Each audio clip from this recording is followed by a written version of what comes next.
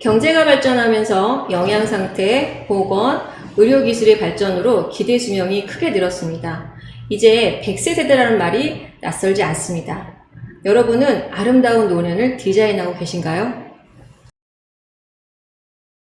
네, 정미라의 포커스 시작합니다. 정미라의 포커스 10번째 손님으로 서산시 재가복지센터 협의회 이귀선 회장님께서 나오셨습니다. 안녕하세요, 회장님. 네, 안녕하세요. 반갑습니다. 네, 아이고, 이렇게 오셔서 너무 감사드립니다. 제가 감사하죠. 모시기 어려웠습니다. 네, 근데 우리 이귀선 회장님께서는 직함이 되게 많으세요. 제가 좀 전에 설명했던 재가복지센터 협의회 회장님이시지만 또 효드림 방문 요양센터를 또 운영하고 계시고 또 충남 사회복지사 협회 서산시 지회 또 부회장님이세요. 네. 너무나 많은 직함이 계신데 이 중에서 어떤 게 가장 편하세요? 아무래도 센터를 하고 있으면 센터장이 편치요. 그러세요?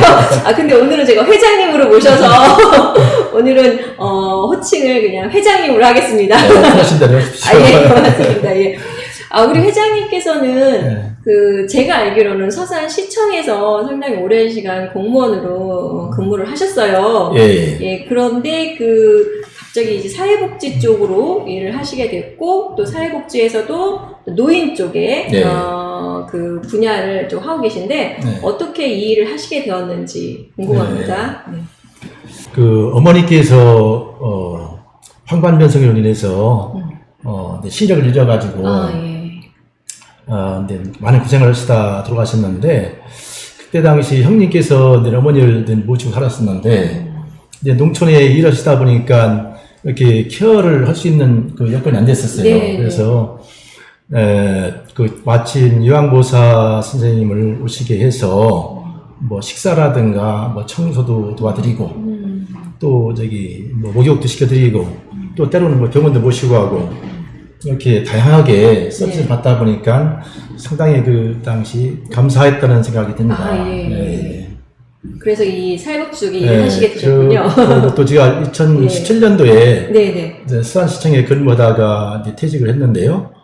1년 앞두고서 공무연수라는 제도가 있어요. 그래서 공무연수 기간 중에 명지대학교에서 사회복지사 양성과정 교육이 마침 있어가지고 교육을 받는 과정에 모 교수님께서 사회복지는 따뜻한 가슴으로 하는 것이다 라는 말씀하셔가지고 상당히 감명을 받았습니다.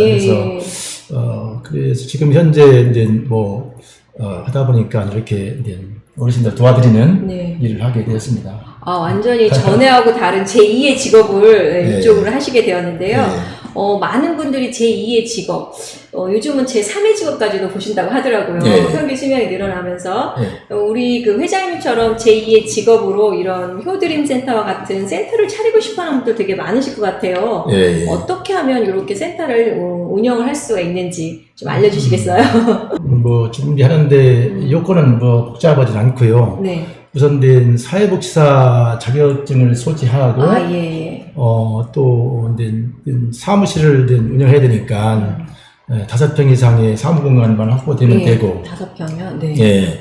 또 요양보호사 선생님들이 일하실 수 있도록 그분들이 한 15명 이상인가 이렇게 확보만 되시면은 일단은 적용 요건은 되시는 거죠. 그런데 무엇보다도 가장 중요한 것은 아까도 말씀드렸습니다만 어르신들을 따뜻하게 모실 수 있는 따뜻한 가슴이 좀 필요할 것 같아요.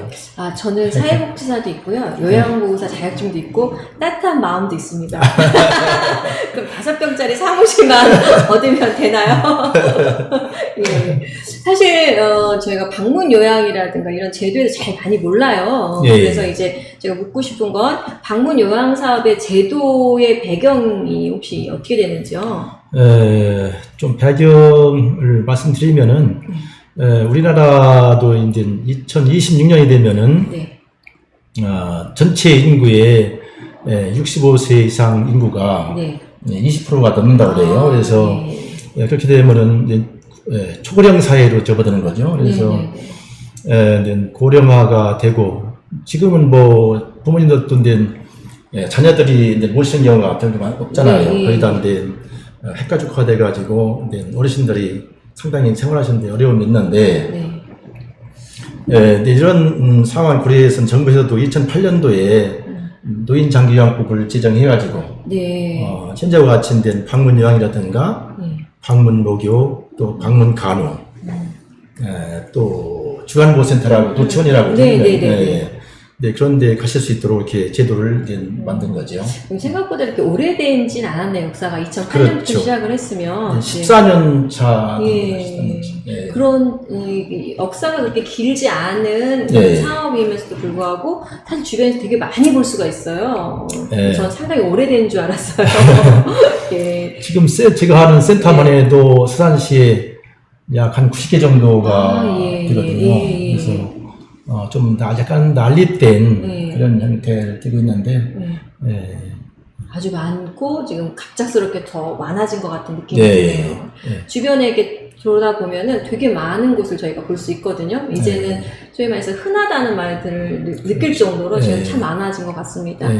방문 요양의 주요 업무는 그럼 어떻게 될까요? 주요 업무는 저희들이 하는 업무는 우선 그 어르신 불편하신 분들을 발굴해서 등급을 나올 수 있도록 안내해드리고 또 등급이 나오면은 요양보호사 선생님을 댁에 보내드려서 식사라든가 뭐 청소, 뭐 세탁도 해드리고 또 어르신과 말벗, 정서지원이라고 하는데 근데 그 부분도 상당히 중요한 부분이거든요. 어르신들이 굉장히 나이가 드시다 보면 외로운 부분도 많기 때문에 그런 부분도 지원하고 또 때로는 뭐 병원에 모시고 가기도 하고 어떤 다양한 서비스를 하고 있습니다. 자녀가 할 수 있는 일을 거의 다 그렇죠. 해준다고 보면 되겠네요. 그러면은 그 이외에도 어떤 다른 지원 사업 같은 게 있나요? 자원연계 사업이라든가 또 복지연구 지원 사업이 있고 자원연계 사업이라는 거 자원연계라는 것은 지역사회에 많은 자원이 있잖아요. 예를 들어서 수산시 사회복지협의회에서 조언 이웃 사업 한다든가 이런 여러 가지 다양한 사업을 하는데 그런 저희 같은 경우도 수산시 사회복지협의회에 협조를 요구해서 내 어르신들이 필요한 뭐 상품이라든가 또 전자제품 중에서도 뭐 세탁기라든가 냉장고 같은 거 없는 것도 많아요. 그래서 그런 부분도 이렇게 전달해드리고 또 여름철에 상당히 더운데도 불구하고 선풍기도 없는 분들이 많아요. 그래서 그래요? 선풍기도 좀 이렇게 전달해드리고 특히 겨울 같은 때는 겨울 난방유를 좀 지원해드리고 이렇게 다양하게 지원해드리고 있습니다. 그러니까 결과적으로 가족같이 또 하고 또 행정적인 일까지 더 다 연결해서 해주시는 거랑 거의 같다고 보면 되겠네요. 복지연구도 있는데 복지연구도 다양한 품목이 있는데 우선 와상 어르신들한테는 전동침대라고 있어요. 그런 걸 지원해드리고 또 고양이 불편하신 분들은 뭐 지팡이라든가 고양차라고 저렇게 입고 다니는 거 뭐 그런 것도 지원해드리고 아니면 휠체어 지원을 해드리고요. 또 교통약자 차량이라고 해서 보시면 할 텐데 어르신들이 병원 가신다든가 할 때 상당히 불편하니까 그런 차량을 이용하게 되면은 비용도 저렴하고 해서 적극적으로 안내를 하고 있습니다. 그러면은, 다시 한번 정리를 하자면, 요양보호사분들이 하는 일이 상당히 많은 것 같아요. 어르신들하고는 친구같이, 가족같이 말벗도 해주고, 또 가정일도 좀 도와주고, 또 그 어르신들이 모르는 여러 가지 서비스를 또 찾아서 또 연결도 해주시고, 또 모르는 행정 부분도 또 처리를 해주시고, 상당히 가족과 같은 아주 밀접해야 되겠는데요. 코로나 예방 접종한다든가, 뭐 한시적 생계지원금 나온다 그런 것도 안내해드리고, 다양하게 이렇게 안내를 해드리고 있죠. 몰라서 지나칠 수 있는 것까지 다 찾아서 해주는 걸 이제 발굴이라는 단어를 쓰기도 하겠네요. 그러면은 연계 발굴. 그렇게 이렇게 좋은 서비스가 있는데 또 막상 또 신청을 못해서 그런 서비스를 못 받는 분들도 많아요. 이런 방문 요양 서비스를 신청하려면 또 어떻게 하는 절차가 있을까요? 저희들이 보호자분들한테 공단에 가서 이렇게 신청하도록 안내도 해드리고 대부분이 지금 보면은 저희 센터에 이제 대리로 신청해달라는 게 많이 들어와요. 그래서 예. 저희가 이제 의임을 받아가지고 예. 이제 대리 신청을 해드리고 네. 하고 있습니다. 등급이라는 용어가 나오는데 이 등급이 도대체 무엇이고 그 등급에 또 차별이 있다면 그 혜택은 또 어떤 차이가 있는지요? 근데 요양 등급은 이제 1등급부터 5등급까지 이제 구분이 되는데요. 네. 1등급 같은 경우는 한 달에 4시간씩에서 네. 28일, 예. 또 2등급은 26일 네. 정도 되고요. 네. 3등급은 3시간 기준에서 네. 26일, 네. 또 4등급은 24일, 네. 5등급은 20일 정도 이렇게 3시간씩. 그 4시간, 3시간이라는 네. 개념은 요양보호사분들이 가서 서비스를 할 수 있는 시간을 그렇죠. 말하는 거죠. 네, 아, 맞습니다. 예. 그러면은 이런 서비스를 할 때 1등급부터 5등급이 나눠졌어요? 네. 그러면은 전부 나라에서 지원을 하는 건지 아니면 개인적인 그 자부담이라고 하죠? 이런 네. 부분도 들어가는지는요? 어떻게 차이가 있을까요? 예. 85% 이상은 이제 지원이 되는 거죠. 그리고 예. 이제 15% 이내를 부담하는데, 근데 기초수급자는 전액 무료가 되는 거고, 네. 이제 일반 수급자도 이제 15%, 9%, 6% 이렇게 3단계로, 4단계로 나눠져 있어요. 만약에 15%라고 했을 때요. 가장 네. 많이 내시는 네. 분이 15%인데 15% 되시는 분이 자부담 비용으로 나가는 금액이 어느 정도 될까요? 한 3등급, 4등급 기준으로 한다면? 근데 서비스 예. 일자에 따라서 예. 이제 또 이제 증감이 되는데, 예. 보통 4등급 기준 할 때, 4등급? 네. 한 달에 24일 내 케어가 들어가는데, 네. 이제 토요일까지 들어가는 거죠. 월요일부터. 토요일까지도 그러네요. 네. 그러면은, 약 15만원에서 한 7만원 정도 들 겁니다. 그리고 15만원, 한 네. 23만원 정도 전으로 더, 해서? 전으로. 네. 여기에 부가세 별도는 아니죠? 그렇습니다. 예, 요새는 하도 여기저기 다 부가세가 붙어서, 여러분들 그러면은, 다시 한번 정리하면 4등급 기준으로 해서 한 토요일 포함해서 24일 정도 기준이고, 네. 본인이 자부담을 할 수 있는 거는 15만원을 기준으로 해서, 위아래로 2만원 정도씩 예. 차이가 있을 수 있다라는 얘기 하셨습니다. 그럼 제가 서비스 재원은 그렇게 해서 어떻게 이제 서비스를 받게 되기 시작하는 거죠? 재원은 우선 장기요양보험료라고 있잖아요. 네네네. 장기요양보험료에다가 복지부에서 예산 지원이 좀 되고요.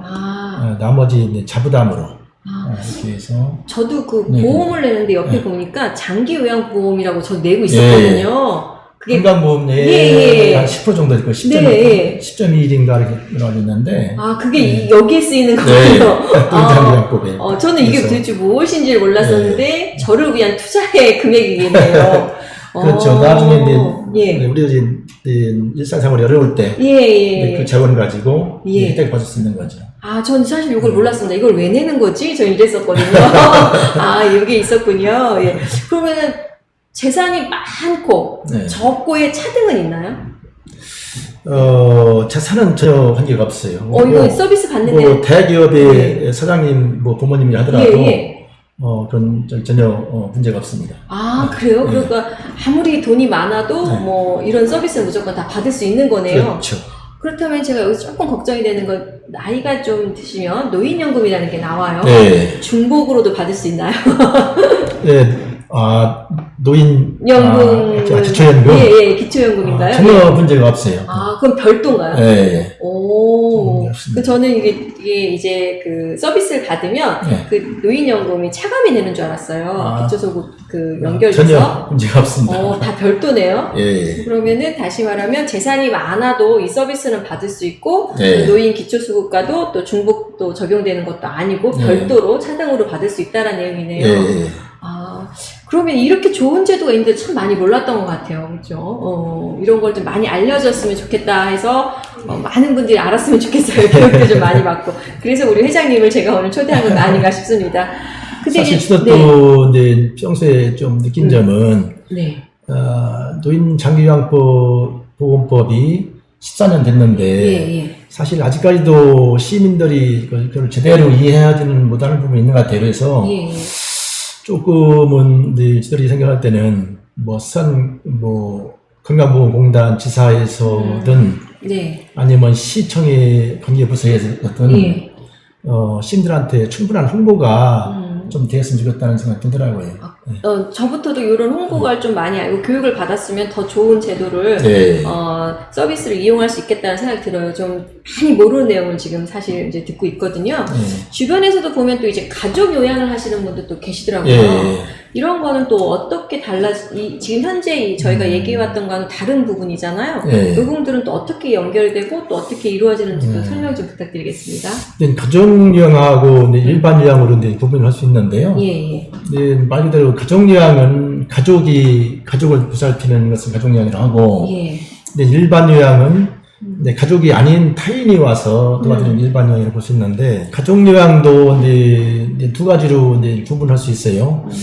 부모, 형제, 자매를 요양하는 경우가 있고, 네, 부모, 형제. 또 한 가지는 부부가 같이 자격증을 따가지고, 예. 누군가 한 분이 등급을 받게 되면은, 예.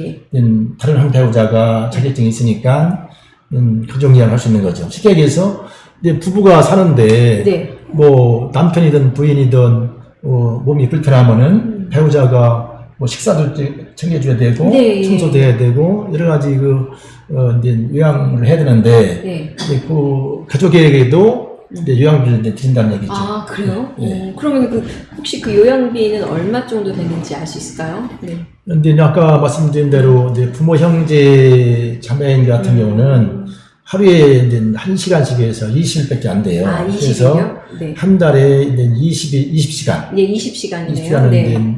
제공이 되는 거고. 부부 요양 같은 경우는 네. 하루에 90분씩 해서 한 달을 이렇게 요양을 할 수 있다 보니까 네. 요양 시간이 한 45시간이 되는 거죠. 예, 그래서 45시간. 네. 상대적으로 주된 급여 비용을 요양비를 차등이 발생하는 거죠. 그래서 부모, 형제, 자매인 같은 경우는 20시간이다 보니까 한 달에 한 34만 원 정도 지급이 되고 있고, 근데 부부 요양 같은 경우는 하루에 90분씩 한 달을 하다 보니까 한 75만 원 정도, 4, 5만 원 정도. 근데 자부담을 제하더라도 매월 60만 원인데 드리는 거죠. 그래서 상당히 어르신들이 부부 요양하시는 분들이 반응이 상당히 좋습니다. 그러네. 여기서 이제 자격증이라는 얘기가 나왔는데 사회복지사 자격증 가지고는 되지 않고 요양보호사 자격증이 있어야 되는 거죠? 그렇죠. 그럼 사회복지사 자격증이 있다고 해서 이 가족요양에서 받을 수 있는 건 아니고 요양보호사라는 걸 다시 취득을 해야 되는 거죠. 자격 조건 조금 다릅니다. 그러네요. 그럼 가족요양을 하게 되면 참 좋을 것 같아요. 왜냐하면 바깥으로 나가는 의료 서비스가 좀 덜 사용할 수가 있고, 그 다음에 또 가족끼리만 또 하니까 좀 더 건강이 더 좋아지지 않을까라는 생각이 들거든요. 정부에서도 아무래도 요양비가, 가족요양비가 좀 덜 들어가거든요. 그러니까 일반 요양비에 비해서. 그래서 그러다 보니까 가족요양도 아마 이렇게 제도적으로 시행이 되는 것 같습니다. 근데 만약에 저가 이런 상황에 있다면 저도 이제 가족 요양을 좀 선택할 것 같아요. 지금 얘기 들어보니까. 그렇지만 이 서비스를 받으신 분들은 이제 클라이언트라는 용어를 써요. 근데 이제 클라이언트도 중요하지만 이 클라이언트의 가족들도 사실 힘들어요. 그러니까 요양보호사분들이 갔을 때 이 클라이언트와 클라이언트 가족까지 다 마음이 맞아야 된다고 생각을 하거든요. 그래서 이 회장님께서는 그 센터를 운영하시면서 클라이언트와 요양보호사 연결 과정을 해주시는 부분도 또 있으시잖아요. 그 부분이 왜 쉽지는 않을 것 같아요. 혹시 어려움이 있다던가 이런 부분을 좀 얘기해 주신다면요. 많죠. 근데 사실 부모, 형제도 성격이 안 맞아서 어려운데, 그렇죠. 하물며 이게 몸이 불편한 어르신이다 보니까 요양보호사 선생님들과 좀 그런 어려운 부분이 있는데, 대부분이 요양보호사 선생님들이 어떤 봉사 정신이 있기 때문에 케어를 잘 해드리고 있는데, 때로는 어르신들이 좀 까다로운 어르신들도 있거든요. 그런 경우는 선생님들을 자주 이렇게 바꾸어 달라는 부탁하다 보니까 센터에서도 상당히 좀 애로사항이기도 한데, 예. 또 반대로, 또 요양보호사 선생님께서 어머니가 조금 이렇게 너무 어려운 이렇게 한다든가, 또 지역이 또 멀어서 네. 예를 들어서 자부석 간호토라든가 부석 대산 화곡이라든가 먼 지역은 또 기피를 하기 때문에 센터에서는 이렇게 수업하는데 좀 다소 어려움이 좀 있습니다. 그러니까 이 클라이언트죠. 서비스를 받는 클라이언트가 이제 건강 상태가 안 좋으니까 그래도 이제 화도 좀 많이 내시고 짜증도 많이 내시는데 그렇죠. 그 감정을 받아줘야 되는 요양보호사분들의 스트레스가 상당히 많을 것 같아요. 그 스트레스를 푸는 방법도 참 여러 가지가 있을 텐데 지난번에 그 회장님의 페이스북을 제가 봤더니 그 요양보호사분들과 함께 여행도 다니셨더라고요. 같이 이제 그게 이제 스트레스 풀기. 그때 어떠셨어요? 야유회 가셨을 때 분위기 상당히 좋아 보였거든요.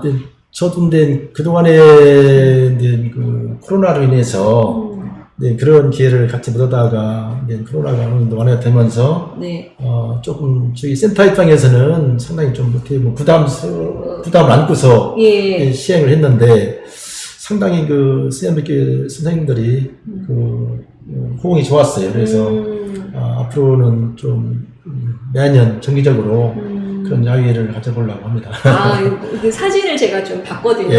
회장님이 나오시니까 좀 보느라고 봤더니 표정들이 아주 밝으시고, 특히 회장님이 가장 좋아하시는 것 같았습니다.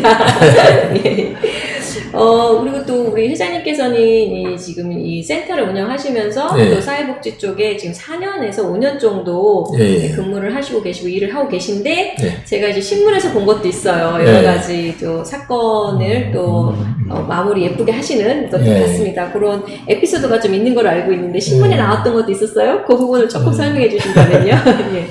여러 가지 사례가 많이 있는데요. 우선 첫 번째 사례를 좀 말씀드리면은 그 신주공에 사시는 어머니였었는데 어느 날 갑자기 요양보호사 선생님이 어머니께서 갑자기 말씀이 이렇게 어눌하다고 연락 오신 거여서 저희가 가서 어머니를 보니까 좀 안 되겠다 해서 수산의료원으로 후송을 해서 검진을 해보니까 뇌출혈인 거예요. 그래서 상당히 우리가 신속하게 그걸 대처를 했기 때문에 그래도 귀중한 생명을 좀 구하지 않았나 그런 생각을 해보죠. 아마 요 몇 년 사이에 코로나로 인해서 이 자녀들이 할 수 없었던 그런 아주 그런 예민한 부분 그런 부분까지 다 처리해 주시고 또 이런 생명까지도 또 케어할 수 있는 그런 것들은 다 요양보호사분들의 힘이 아닌가 싶어요. 그거 이외에도 또 여러 가지가 또 있었어요. 그 어머니 같은 경우도 사실은 아들이 하나 있는데 미국에서 살다 보니까 보호자가 없었어요. 그래서 저희가 병원에 계속 입원도 시키고 퇴원도 시키고 그런 일도 다 하시니까요. 이렇게 했었어요. 대단하십니다. 그러니까 저희가 이제 일반적으로 요양보호사가 하는 일이 단순히 가서 잘 계신지 그다음에 이제 식사 차려드리고 또 어디 아프신지 이렇게 확인만 하는 거라고 생각을 했어요. 근데 이제 회장님하고 얘기하다 보니까 그 업무 이외에도 너무나 많은 업무들이 있어요. 행정적으로도 해주시고 좀 전에 말씀하신 것처럼 위급한 상황에서도 정말 방문할 수 있는 분들은 요양보호사분들밖에 없는데 또 가서 또 이렇게 또 케어도 해주시고 참 많은 보람도 느끼실 것 같아요. 어떤 보람을 좀 느끼시는가요? 또 한 가지 아까 그래요? 했는데 지금 아침인데 출근을 준비하고 있는데 요양사님께서 전화가 왔어요. 그런데 그 아버님인데 그 얼굴에 이렇게 트러블이 피부 발진 생겼다고. 그런데 출근하면서 아버님을 찾아뵀는데 아무래도 제가 예상할 때 좀 대상포진이라는 좀 예감이 들더라고요. 그래서 피부과에 모시고 갔는데 병원 원장님 말씀이 좀 늦게 왔더라면 큰일 날 뻔했다. 좀 빨리 오기 잘했다 하면서 대상포진은 72시간 이내에 이렇게 치료가 돼야 된대요. 그래서 72시간이 지나서 오게 되면은 상당히 치료가 어렵다 하면서 빨리 오기 잘했다는 말씀하셔서 치료를 했는데 그분도 한 일주일 정도 약 드시면서 이렇게 완치가 되신 걸로 이렇게 알고 있습니다. 그러세요. 참 많은 일을 하고 계신데 이런 게 보람이신가요? 어떤 가장 큰 보람이라고 그런데 하시나요? 보람이 있죠. 아, 그러세요? 근데 정말 이 보람이란 단어가 더 큰 단어가 있었으면 좋겠다는 생각이 들어요. 왜냐하면 그런 분들한테는 생명하고 연결되는 단어고 네. 또 요즘 같은 경우는 핵가족 시대에 자녀들은 또 외지에 있거나 그렇죠. 아까 회장님 말씀하신 것처럼 뭐 미국에 있거나 이런 경우가 있거든요. 네. 금방 달려오고 싶은 마음이 있지만 안 되거든요. 네. 이럴 때 정말 요양보호사분들의 큰 힘이 되지 않았나 이런 생각이 예. 듭니다. 네. 그리고 이제 사회복지 종사자들이라고 해요. 요양보호사분들을 다 거기에 포함이 돼요. 예. 네, 이분들한테 격려의 말씀을 좀 해드리고 싶다면요. 예. 뭐 현장에서 가장 수고하시는 분들이 이제 요양보호사 선생님인데, 네. 진짜 어르신들을 부모님 같이 정성껏 진짜 묵묵히 예. 잘 보살펴 주셔서 감사드리고, 또 우리 사회복지사 선생님들도 역시 같이 하여튼 뭐 수고를 많이 하시는데 이 자리에 빌어서 감사의 인사를 드리겠습니다. 예. 우리 회장님께서는 앞으로 이 재가복지센터 일을 계속 하시고 계시잖아요. 네. 이 일을 하시고 싶어 하시는 분들이 사실 많아요. 네. 제 주위에도 사회복지사라든가 또 요양보 자격증을 따려고 하시는 분도 많은데 이분들한테 앞으로 어떻게를 좀 준비를 하고 그동안 내가 선배로서 이렇게 운영을 하다 보니 이런 부분이 좀 미숙한 부분도 있었다. 이런 부분을 좀 알려주시고 이런 부분을 알고 좀 더 확장해 갈 수 있는 좋은 어떤 그 말씀을 해주신다면요. 예. 답이 어려운데요. 좀 더 쉽게 얘기해야 되나요? 우선 사회복지라는 것이 쉬운 일은 아닌 것 같아요. 예, 그런 것 같습니다. 네. 어린이들도 마찬가지고, 또 장애우들도 마찬가지고, 어르신들도 다 어려운 분야라고 생각했는데요. 예.